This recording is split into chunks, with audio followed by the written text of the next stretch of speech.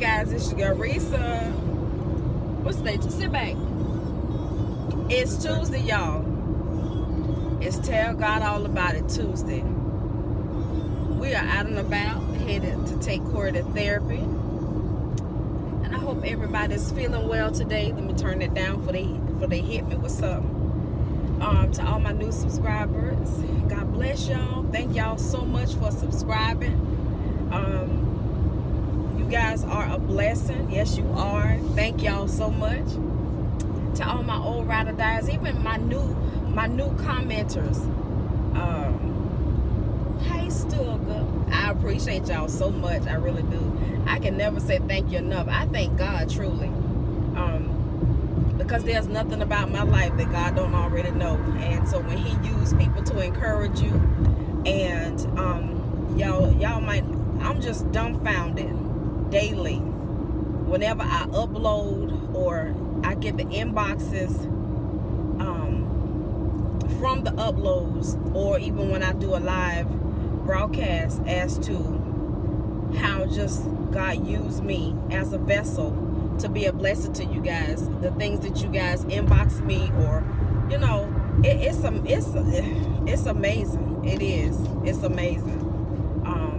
You just really never know what's going on in somebody's life, y'all. You don't. And I appreciate you guys being so open to come and talk to me about what's going on in your life, and whether you guys are, you know, dealing with something that has you feeling as though you are stuck, or you are seeking a job, you're seeking a husband, you're seeking a wife, or you're feeling less than, you're feeling as though you you know, you're not worthy, or maybe you feel as though you have gone and sunk so deep into being disobedient that God won't bless you. You feel like you done stepped in something. How many of y'all remember when you feel, your parents used to say, feel like I done stepped in some mess?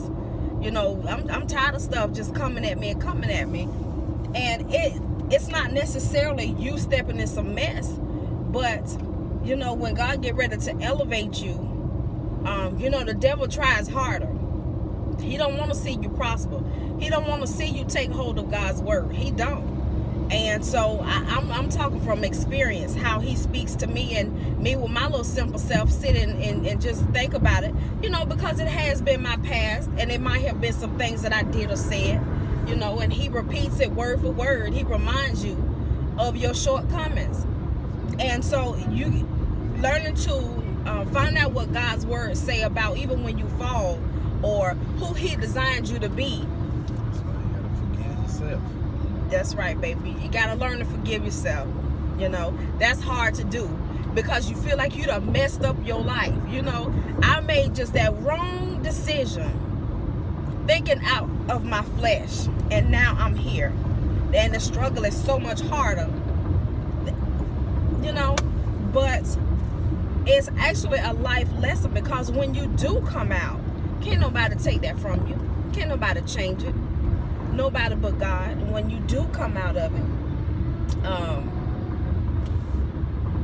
it's something that you can tell somebody about. It's a testimony. You can testify. You can be the walking, living, and breathing example of what God can, will, and shall do if you just believe. I was reading something this morning, and it said, you know, if you're constantly praying for the same thing over and over, and you're not getting any type of result, then you got to think about whether you believe what you're praying for. And that's, I know I can say that I have been to the point where I could pray for something, and then I'd be like, I hesitate and I think, okay, well, what if God don't answer? You know, what if at this moment in my life, this is not his plan for my life? You know, so that brings in doubt. I don't doubt that God will do it, but I don't know if he's going to do it in this season. I don't know when he's going to do it. That be the issue. And so any little bit of doubt blocks your blessing. And I know God is going to do it. But when he decides to do, my prayer is, God, have your way and let your will be done. Learning to live with your will and your way. It's so many things in life that I have desired to do that might not be in the plan for me. But I know with anything in life, there's a process. And I can say that now because if you want to do certain things, you got to have certain qualities. There's something in you that's got to be strong enough for you to handle it. You know, you got to have that word down the side of you. Got to have a revelation. It's got to be deeply rooted that you can do it. And if you are a fragile person and you're really emotional and you're easily swayed like I have been, you can't be like that if you are seeking to be a business owner, or you're seeking to encourage and empower others, because you got to be strong in the word. You got to be strong in your faith. You got to know what you're talking about without a shadow of a doubt. You got to believe in God wholeheartedly that I know his word is true. And hey, you can say what you want. You know what I mean? So life is a lesson. And I am getting my series ready for sometime next year. Hopefully I can get it done in January. Our wife training classes. So if you are interested, we can do a one-on-one. It doesn't have to be a group setting. So make sure y'all inbox me at risarich6@gmail.com and let me know, hey Risa, I am interested in your wife training classes, so I can get a list. I already have, I know 2 people that are waiting. You know, if we get 5, 6, 7 people or more, I would like to do a group session. If not, I can go ahead and start the one-on-one training. Just know that I am not certified. I am not a doctor. I'm not a psychologist. I'm not a life coach. I am a child of God that have gone through some things, and I can tell you what worked for me. Okay? And I'm speaking from a wife's perspective. I'm speaking from one that goes through and walks through this journey of life of being a wife. That's what I'm speaking to you about. Now, I can tell you what worked for me and what hasn't. I can tell you what I've learned and what I'm still working through. And it's not an ABC or 1, 2, 3. You do this and you're gonna get a husband. No, it's not that kind of training. It's informational through the word of God and life experiences as to how to condition yourself to be ready. That's exactly what it is. How to condition yourself to be ready.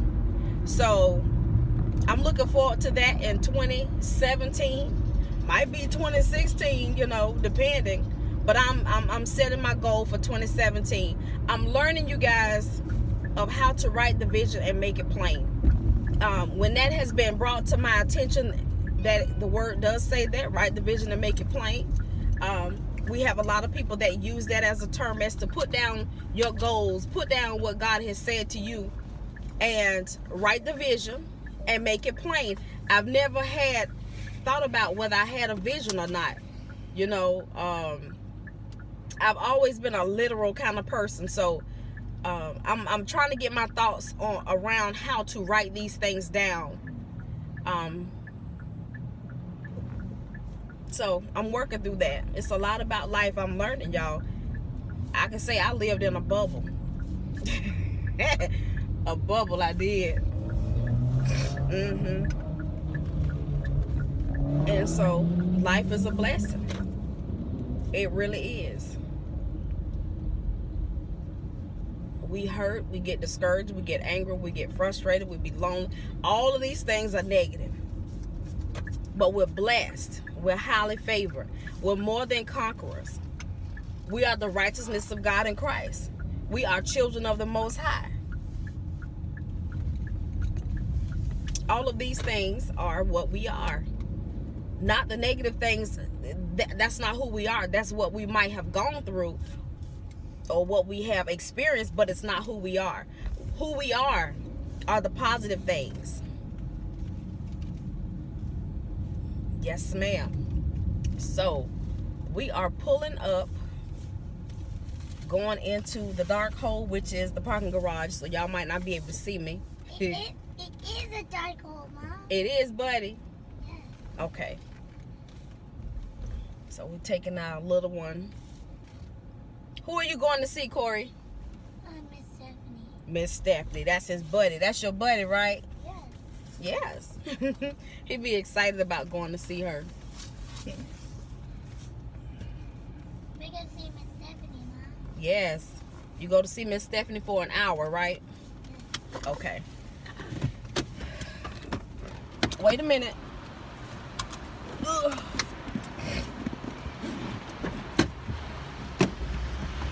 I got y'all in the little holder. Hold on. I hope I don't turn y'all off. Can I go that way? Come out my side, Corey. Come on. Daddy, can you tie his shoe?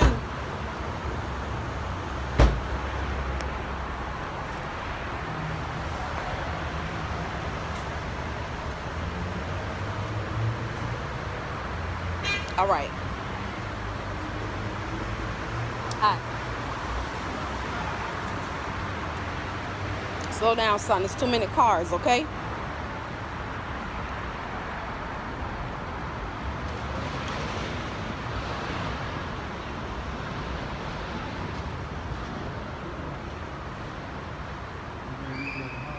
Y'all looking at the double chin. The double chin. I've been trying to hide that thing. It ain't working. So.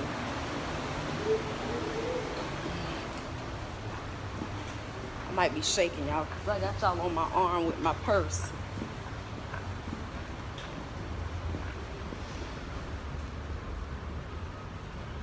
Stank. So what's up? You looking like you ready to fight. I say you looking like you ready to fight.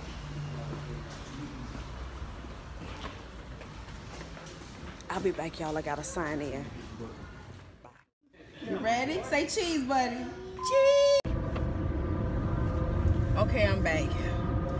I didn't get to record on the inside because I got a phone call that I had to take. So we are finished with therapy, and we are on our way home. I do have a little small clip of Santa Claus. I'll have a picture of Corey and Santa Claus, and I have a little clip of them giving out gift bags. So Corey got his gift bag. Let me see your bag, buddy. Hand it to me. This is his big bag full of stuff. And they have them all labeled ages and gender. And I thought that was so sweet. And they would just get, I mean, the kids come in, just come and get your bag. And I just couldn't quit smiling. I don't know why. I was like, oh my gosh, this is so sweet. And but that hospital always surprised me, y'all. They do. They always do something for the kids, even though, you know, these kids are coming to be treated for whatever reason. But they always do something special. Every single day, they have a clown that's there doing face painting. That's every single day, and it's all free. Even on the floor that Corey goes on for oncology to see the doctor for, you know, his cancer treatments, they have a gift table that they put different books and video games and toys, all kind of stuff that they put up there for the kids just to have. You know, you just get what you want. They also have a table of things that have been gifted and made, handmade. So a lot of his hats that he wore during his chemo treatments, they were just free. You know, they give them to you. Even during chemo treatments, they would give us trays of food. Remember, they would come in when we were sitting in the back in the chair. There was a time when he had to have his treatments done with an IV drip. So they would have to literally hook him to an IV. What was it, for a whole hour a day or hour and a half? Yeah, well, it's funny that you're talking about that. I found myself today thinking about back then when he was going through and what was he thinking when they kept putting him to sleep and stuff like that. And then what was the last thing he remembered after he woke up? I found myself thinking about what all he went through and we went through around that time. I can't imagine how he felt. That's what I was thinking about. And because he had to go through that. It was crazy, boy. You know. And so now his reaction when we go lets you know he didn't like it. He didn't like it because now he's aware of what they're gonna do. When we go to certain areas in that hospital, he already know. He be like, Yeah, if you don't say we're going to see Miss Stephanie. Anything outside of going to see Miss Stephanie, he's not with it. When we go, and if I say, well, we got to make a stop first, he start crying. He know that we're going to. Now, the only one that he don't cry is two of them. It's seeing Miss Stephanie and having his ultrasound and x-ray. But CAT scan, oncology, hematology, allergy, and he don't cry when he see the psychologist. But all of that other stuff, where they got to stick him, draw blood, take urine, hook him to something, they got to put him to sleep. All of that stuff, he just like he instantly starts to cry. And yeah, so I think that is so special that even though these kids come for whatever reason, they try to do something positive to put a smile on their face, you know. And the parents too, because it is hard on the parents your child having to go through this. And then I don't want to say it's extra hard on the parents, because the parents also have the financial responsibility. They also have the responsibility of taking off work and dealing with, if you have other children, you still got to be there for your husband and your other children.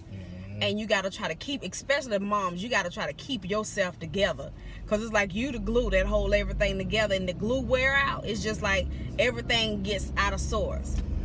And I just truly enjoyed, you know, even though he was doing chemo, we could sit there with him.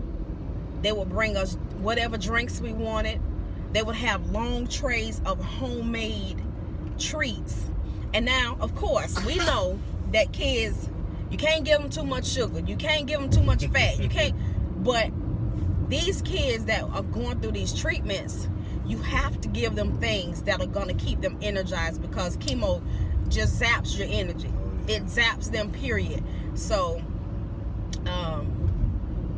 they sometimes tell you, you know, whatever they desire to eat, let them eat as much as they can. You know, try not to give them too many sodas, but let them eat as much as they can, depending on what type of treatment they're having. And those homemade brownies and the homemade cookies, ooh, y'all just cannot imagine. I tried not to be a greedy one, but baby, I was like, oh my gosh. Whoo, that was good. And they were moist, and ooh, just all things good.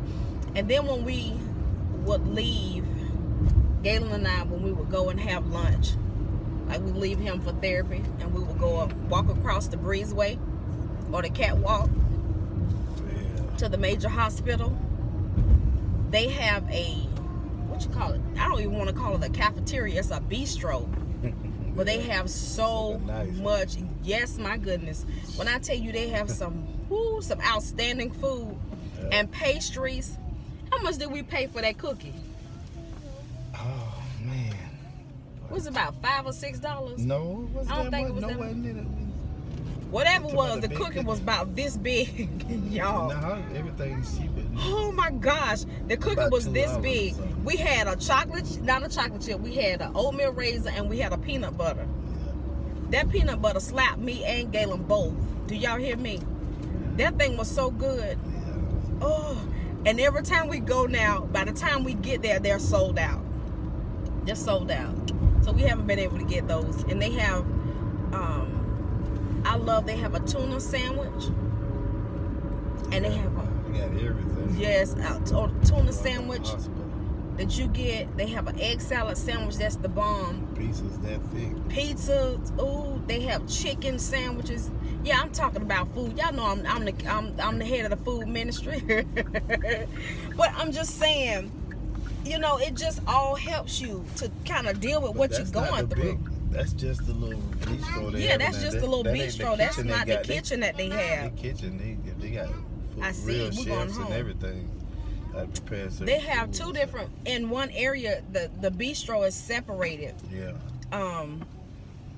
One you can get like salads and like tuna salads, lettuce, you know, that kind of salad, and then some pastries. Then the other side is where they have cooked food, where they have sandwiches. You can get soup, you can get pizza, chicken nuggets, fries, chicken greens, strips, everything. They coleslaw, they had everything. They and had the juices. The juice bar is just ridiculous. juice bar.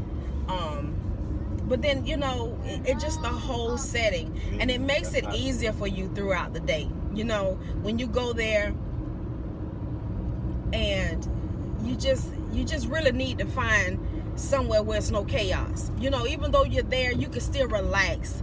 The seating is so homey and comfortable that you don't mind sitting there for hours. I know I don't.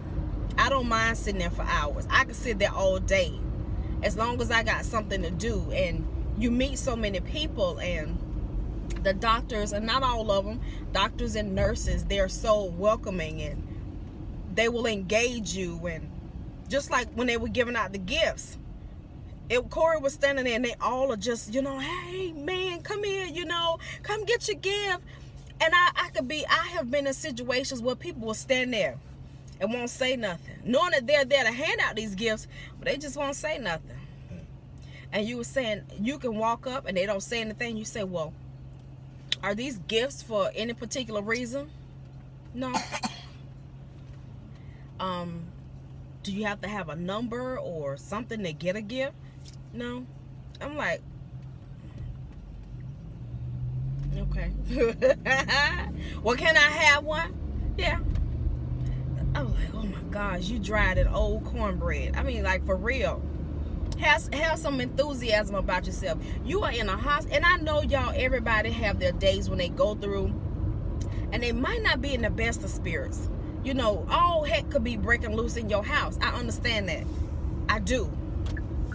But when you're dealing with sick kids pick up on your spirits. You don't need to be like that and be around children. They want to know that you're there to protect them and help them and comfort them. Make them laugh, you know. All of that they want, that helps them through the process. If they know you're going to be gentle with them, and they know you're getting ready to hook them up to something that's going to hurt them, they're more relaxed.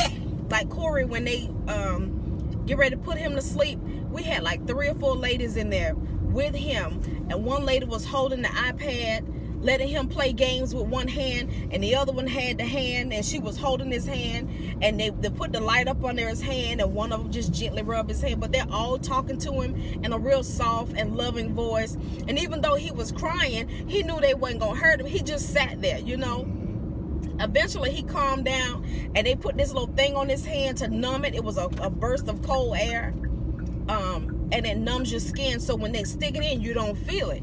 And he didn't feel it. He was waiting to feel it, but he didn't. He was like, oh, you know. And it just, like, you know, situations like that, it made the process easy. He wasn't upset when it came time to have the CAT scan. Now, this last time he had the CAT scan, he wasn't having it. But the time before that, when I had him by myself, he literally climbed up on the table by himself and laid down. And he just did it like a big boy. We were all cheering, like, oh my goodness.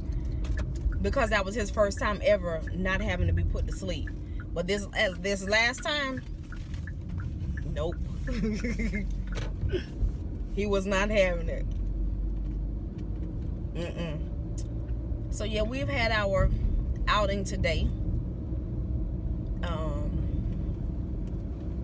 We're getting ready to head in the house. Don't know what we're gonna eat for dinner. We got some Salisbury steak, and we have some chicken and macaroni salad. Oh, tuna macaroni salad and fried chicken. Yeah. Is what Daddy wants. Yeah. So, I haven't had nothing fried in a minute, so. No, it's been baked. Yep. And barbecued. I'm trying to eat right, but I want a little grease today. Wait. No. You were going to turn it around? No, I was going to get that deal. Say hey. Bicycle. Come on, son. Look at the seat cover. Huh? Who pulled the seat cover loose like that? You see how it's hanging in the back? What came off? The fastener? Man, look, yeah. I'll fix it.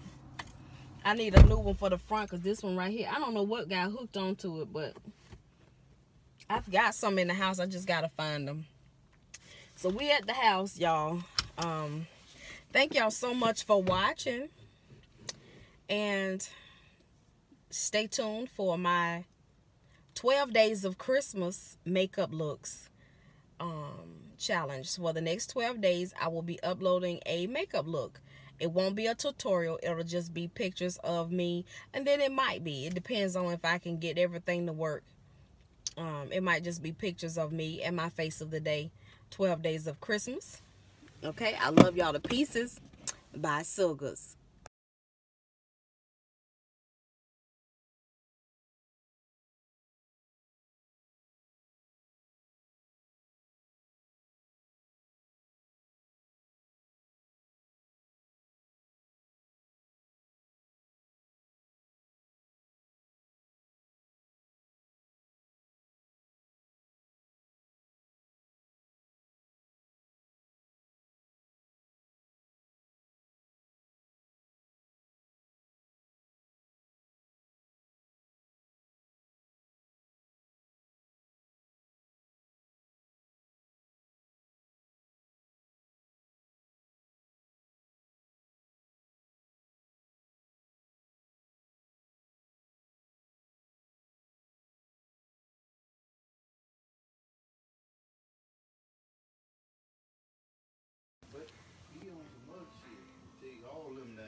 I just know if I could talk to you to help figure this all out. So like how we